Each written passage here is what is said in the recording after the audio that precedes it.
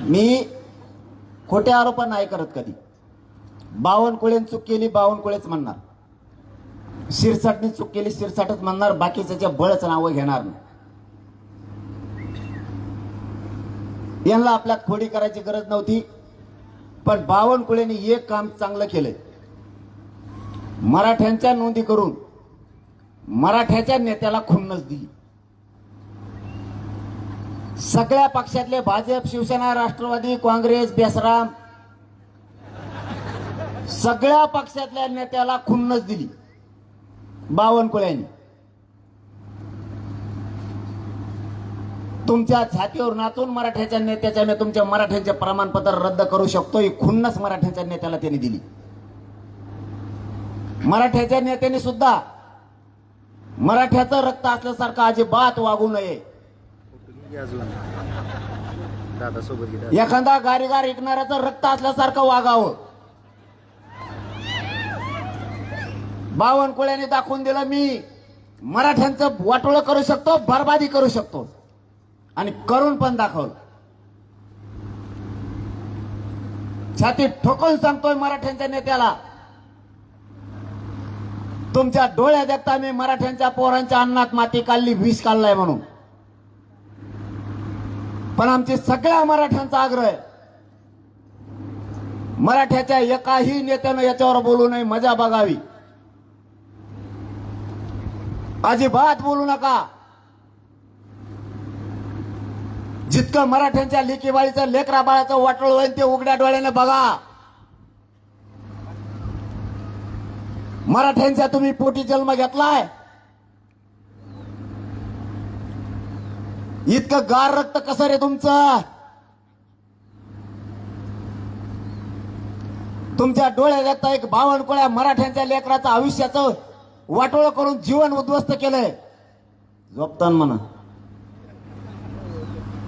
पाणी फिने हा ना 2-4 बादल्या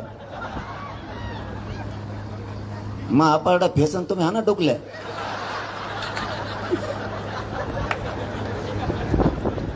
लयच अवघड कलाय हो. आपण ना फुगीर जाऊनच लय येत, आपण फुगिरीच्या बाहेरच जायना त्यांची. तो मोबाईल पडला ते लाईव्ह काय होत ते त्याच ध्येय नाही. बावनकुळ्याचं इंजेक्शन आता त्या बावनकुळ्याला जाणारच इंजेक्शन दिल्याशिवाय तो बी ठेपायला येत नाही. आपण फक्त मोठ्यापणातून बाहेर आहे. आपली नस लोकांना कळाली. मराठ्यांना काय बोलल्यावरती काय होतं टाइम आहे तुम्हाला बोलू का?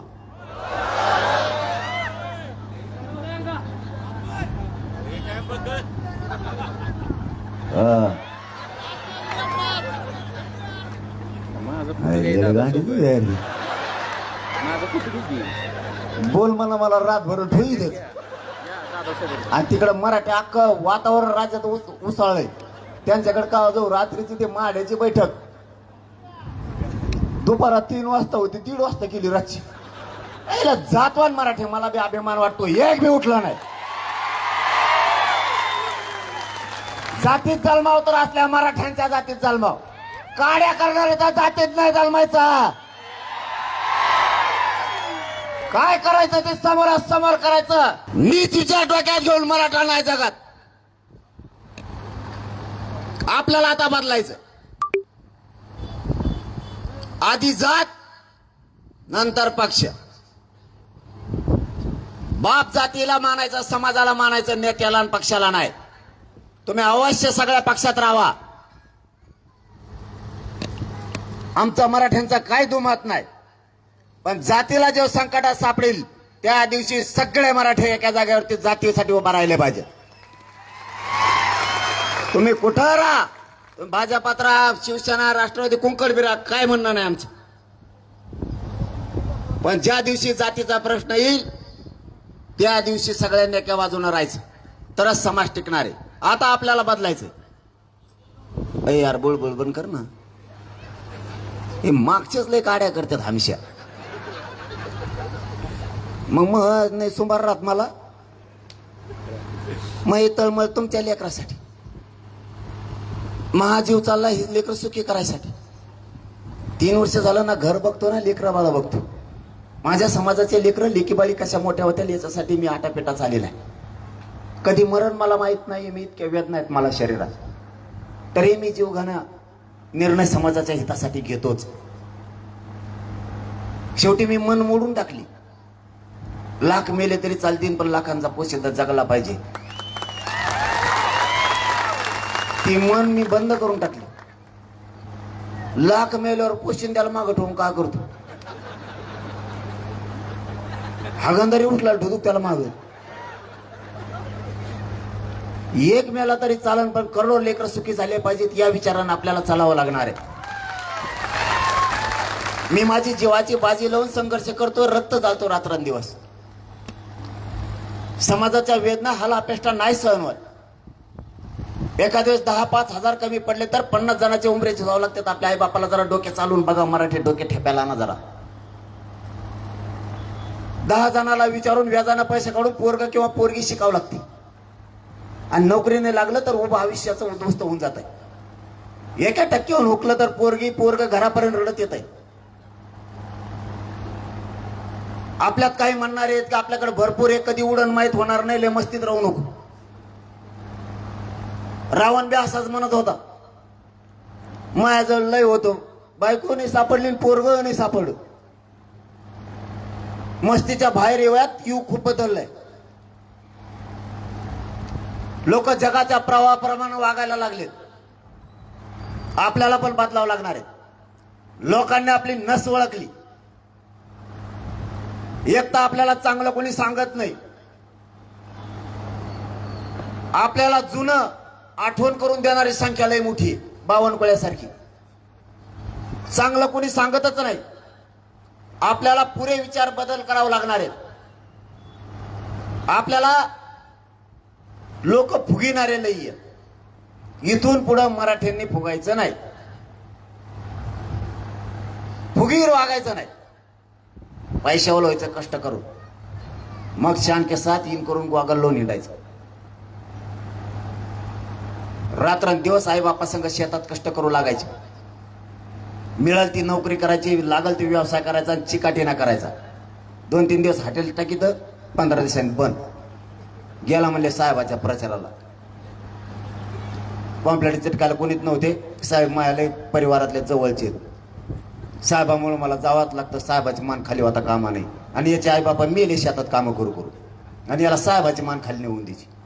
साहेब याला इचिरित नाही. एखादी बारकावळा मातीशी 150 रुपये प्यायला देत असेल, त्याच्यावर त्या 150चे सगळ्या गावाला विषय देता येते. आपल्याला आपल्या विचारात बदल करावा लागेल. कष्ट करायचा शिका, स्वाभिमानी समाज बना. आपल्याला फुगीत येत. एखादा आपल्याला पाटील म्हणलं, यांनी 150 कप चहा सांगितलाच, फुगीर जाऊन ये. त्याला म्हणा मुतपी ना तिकडे जाऊन, चहा नाही सांगत आणि काहीच नाही सांगत. कवर व्हायला घालता रे समाज. ह्या माय माऊल्याच्या डोळ्यात पाणी आणायचे जबाबदार तुम्ही आहेत. यांनी राब शेतात राबवून तुम्हाला मोठं केलंय, पैसे कमवलेत. तुम्ही दारू प्यायला लागलात, लोकांच्या मागे हिंडायला लागलात, काहीच काम करण्यात. या माय माऊल्याच्या डोळ्यात तुमच्यामुळं पाणी. आपल्या आईच्या बापाच्या डोळ्यात जर पाणी येणार असलं तर आपण कोणतं वंशज? आणि काम करायची, कष्ट करायची लाज काय? कुणी काही पण फुगित. इकडून तिकडून मराठा बदलायचा अंदाज दिसला, लगेच मित्र आपल्याला चिटकतो. बावनकुळ्यासारखा मराठ्याचे वाद थोडे कमी व्हायचा अंदाज दिसला की बावनकुळ्या आला. हडप्पा, मोहनजोदडो इतिहासात होता बघ एक धडा, एवढं दिसायचा कोडलो काय. मराठ्याचं जुळायला लागलं, हळूच देण्यात आणून देणार. तुपल्या आजाला त्या टायमाला यांनी 5 मतांनी पाडिलं होतं. झालीच कुठं कुठे मराठी सुरू. हे बावनकुळ्यासारखे मित्र आहेत आपल्याला. उलचिक मराठे एकत्र यायला लागले. तुपल्या आजीला आणि तुपल्या आईला त्याने लग्नाला बोलिलंच नाही. बोलिलं त्या टायमाला कुकूच नाही लावलं. आपण भंडारा ओढून नकून लावून देते ना कुकू. साध्या साध्या कारणानं आपले घर तुटले. जी बांध फोडायला नाही पाहिजे तोच बांध नेमका आपण फोडणार. 1 एकर जास्त घेना, बांध फोडून 3-4 लाख रुपये तिकडे घालण्यापेक्षा परत वरून म्हणणार माळावरचं गेलं तरी हरकत नाही, पण याची जिरायचीच. म्हणजे माळावरचं गेलं आणि याचीही जिरली नाही. आपण ज्या खोडी आहेत ना त्या पुऱ्या बंद करा. समाजाला हिताच्या गोष्टी आहेत या. समाज उंचीवर न्यायचा असला, त्याची प्रतिष्ठा कमी होऊ द्यायची नसली, आपल्याला बदलावं लागणार आहे. एकमेकाच्या बांधा नाही फोडायची. 5-5 पिढ्याचं वैर झालंय आपलं. बोलाना सुद्धा त्या बांधा पाहिजे. बांधाचे भांडणं करायचे नाही.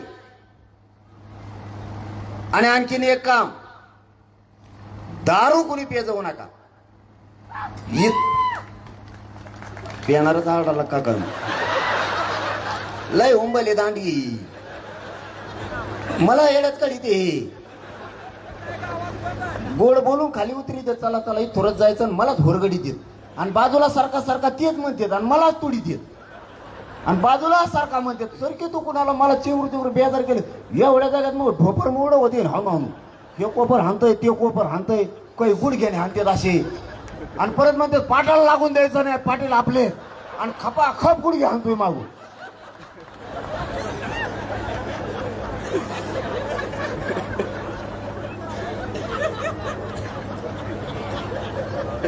बावनकुळ्या, तुला जर हे गुडघे लागले तर काय होईल. लय चवताळेत मराठी आता.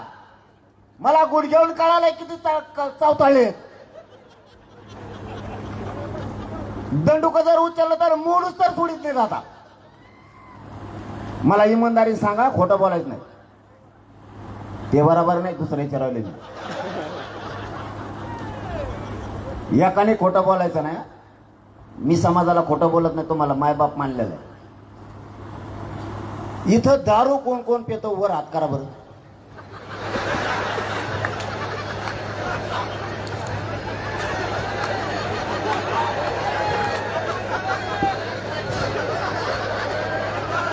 दारू कोण कोण पितो वर हात करा.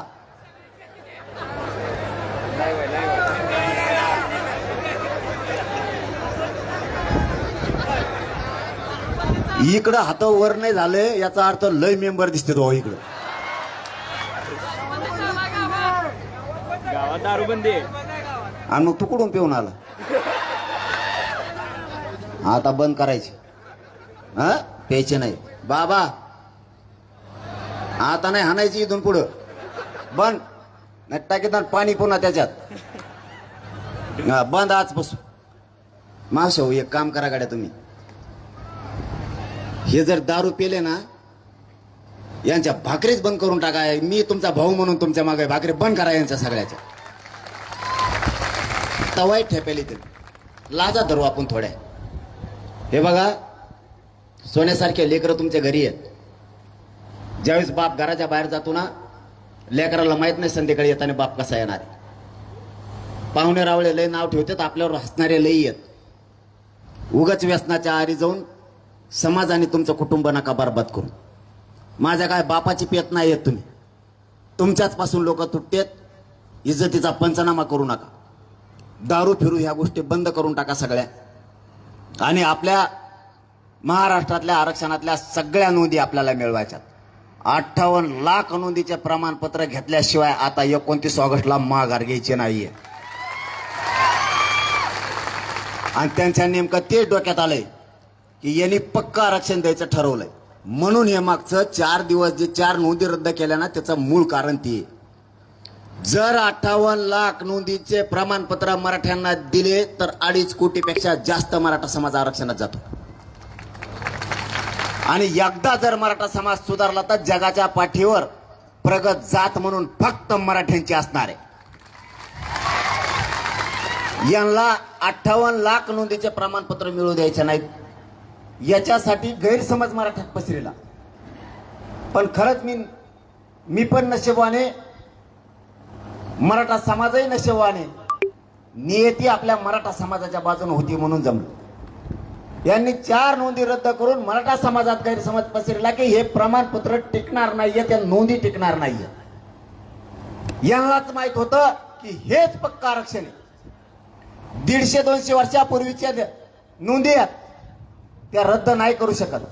कारण स्वातंत्र्यपूर्व काळात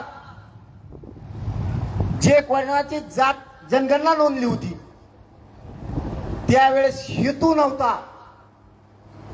या हेतूमुळं ही जात लावत आहोत असा स्वातंत्र्यपूर्व काळात हेतू नव्हता. जी रियालिटी होती, जी सत्यता होती ती मांडली गेली होती. आता हेतू आहे. त्यावेळेस कुणबी नोंद केली गेली. पुढे जाऊन आरक्षण मिळणार आहे कोणालाही माहित नव्हतं. ज्या ज्या जातीची जात लिहिली त्यांनाही त्या काळात माहित नव्हतं की पुढे गेल्याच्या नंतर आरक्षण मिळणार आहे. सारा वसुलीकरणाच्या कारणानं ज्या त्यावेळेस शेती कसणाऱ्याकडं त्या कुणबी लिहिलं जायचं, म्हणजे सारा वसूल करायला त्यांना सोपं जायचं.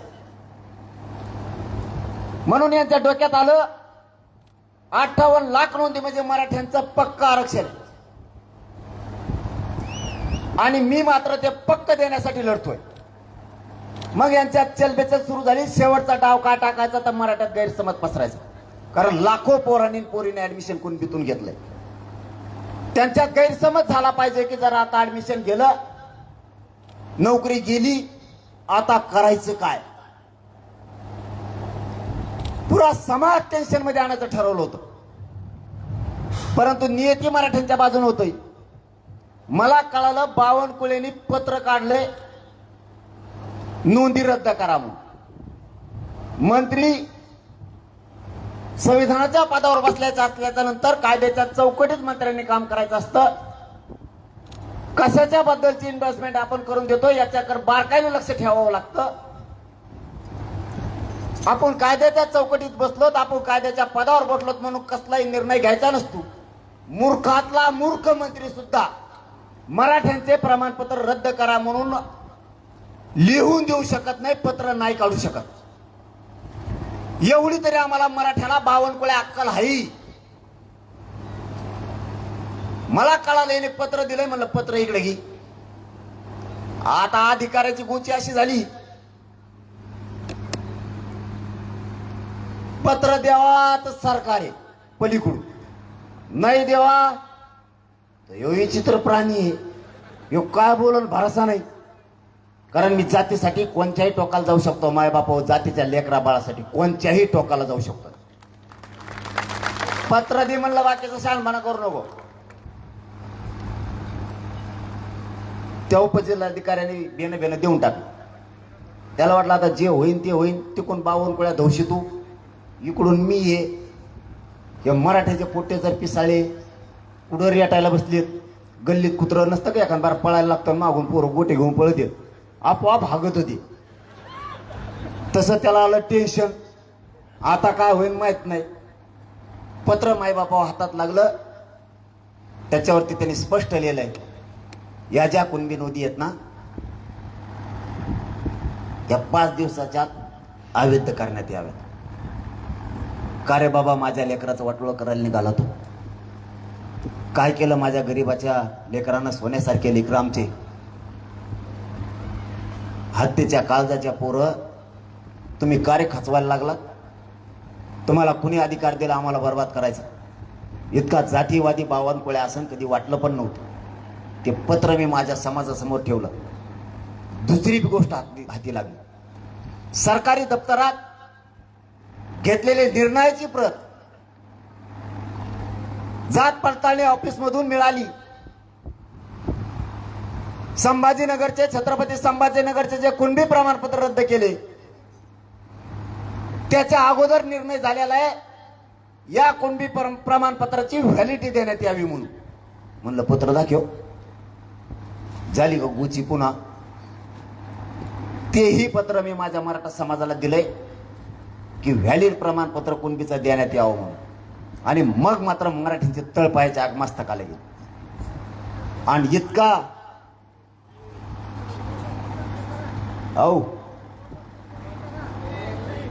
औ खंडोबापासून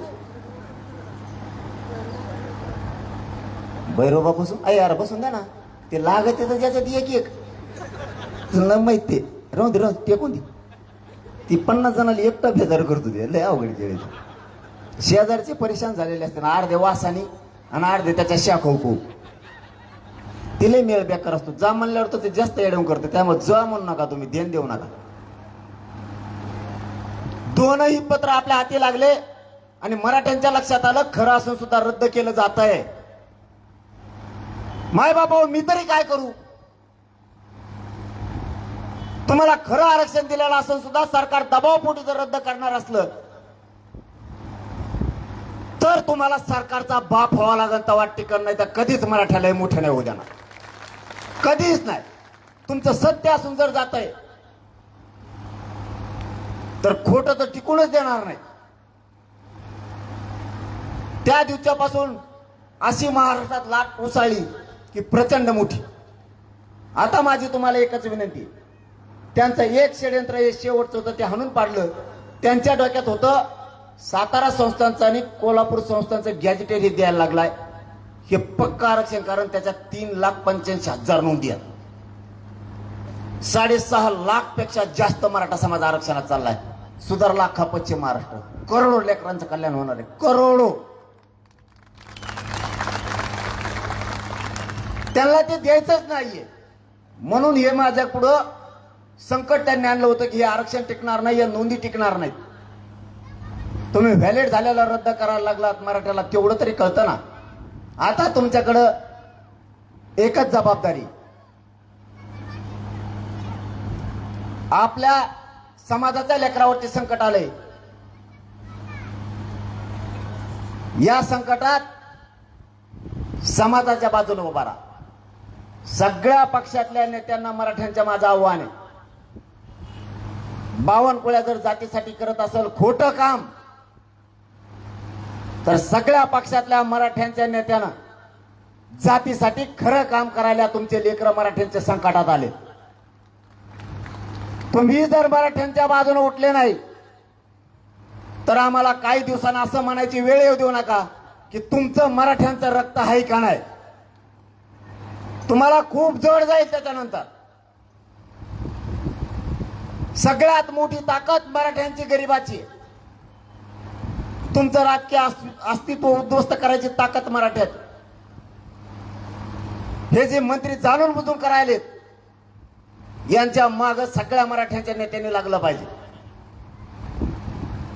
खोटं तुमच्या डोळ्यात व्यक्त करायला लागला तुम्ही गप कसकाच बसलात.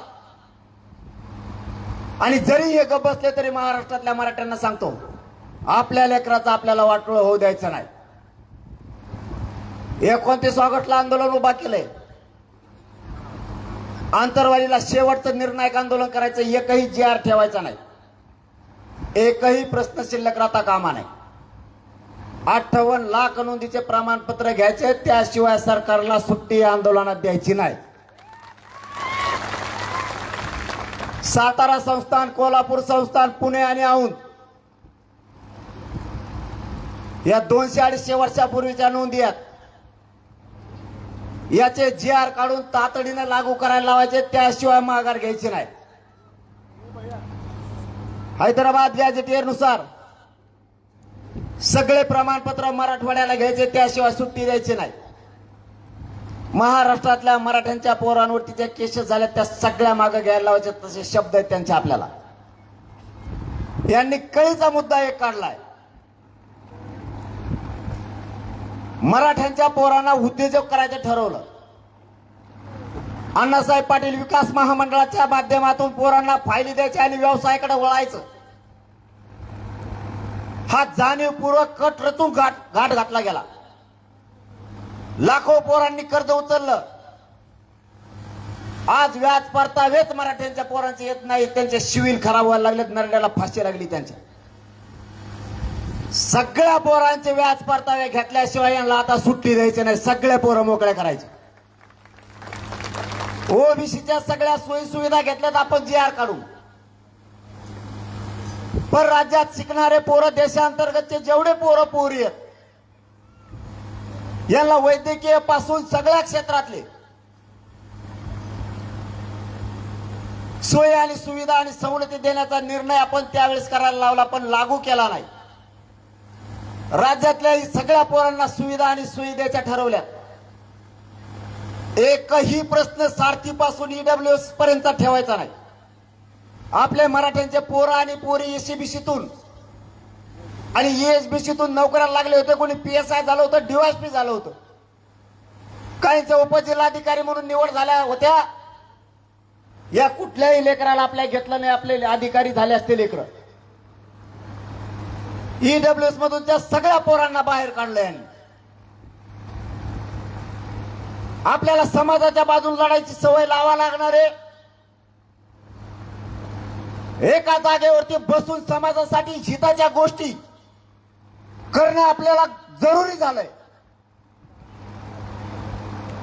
आपण जर प्रत्येक गोष्ट सहज घेत गेलो तर मराठ्यांचे पोरं आणि पोरी संपायला वेळ लागणार नाही. EWSच्या माध्यमातून जेवढे निवडी झाल्या, समांतर आरक्षणातून जेवढे निवडी झाल्यात, हे सगळे काम करून घ्यायचे. आपल्या समाजाच्या अधिकाऱ्याला कधी बढती मिळत नाही, त्याला कधी केंद्रीय कॉलेज मिळत नाहीये. आता मात्र मराठ्यांच्या मागण्या मागे ठेवायच्या नाहीत. सारथी स्थापन केली गेली, त्यातले 1554 अभ्यासक्रमच मराठ्यांना लागू केले नाही. बोलायचं एका भाषात, काम करायचं दुसऱ्या दिशेनं. निवळ आणि निवळ मराठ्यांच्या पोरांची फरफट या सरकारनं जाणून बुजून सुरू केली.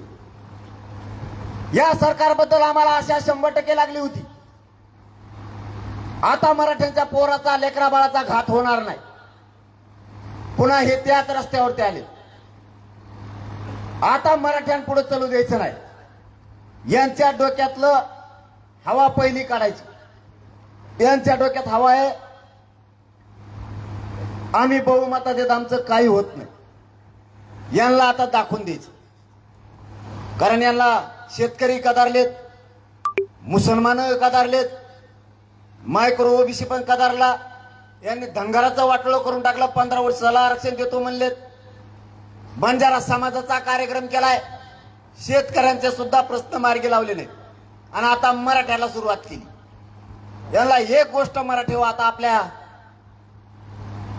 मराठा समाजाला एक खेटलेतच.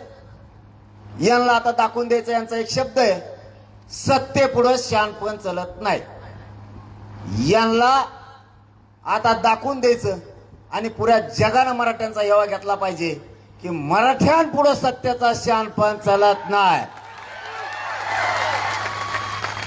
मुंबई सारखा यांना करायचं. आता दिल्लीला काय आलं रे, तिसरं चुकरून काढिता तुम्ही काहीतरी. मग माया जे बोलायचं होते ते जातं ध्यानातून. मग मी तिसरं सुरू करतो. एक जण भुसकन म्हणतंय मुंबई, एक जण म्हणतंय दिल्ली. एकदाच मुंबईला नेलं तर माय काय बेजार झाली मला माहिती.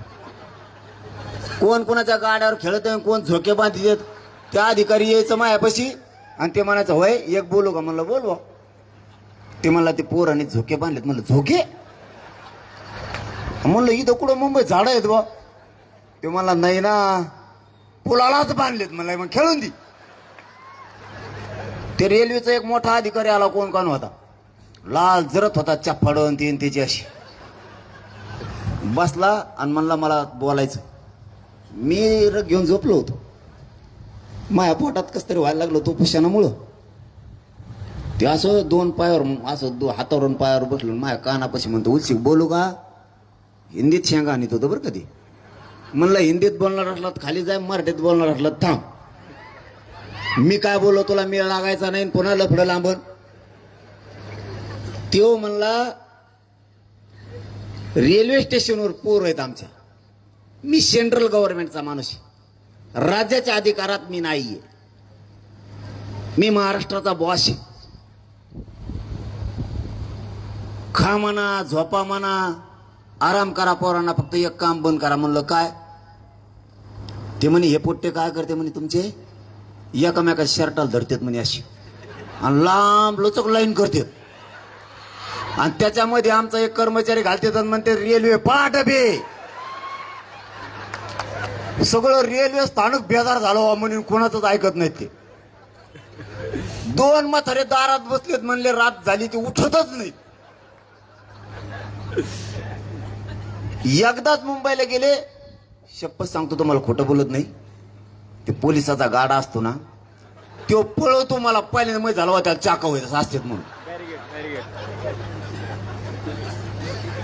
ते म्हणायचं आमच्या गाड्या घेऊन पळत येत. म्हणलं ते पळतच कस काय पण.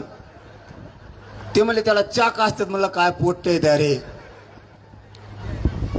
नुसते मराठे मुंबईत घुसले तर 8 मंत्री मुंबईच्या बाहेर होते.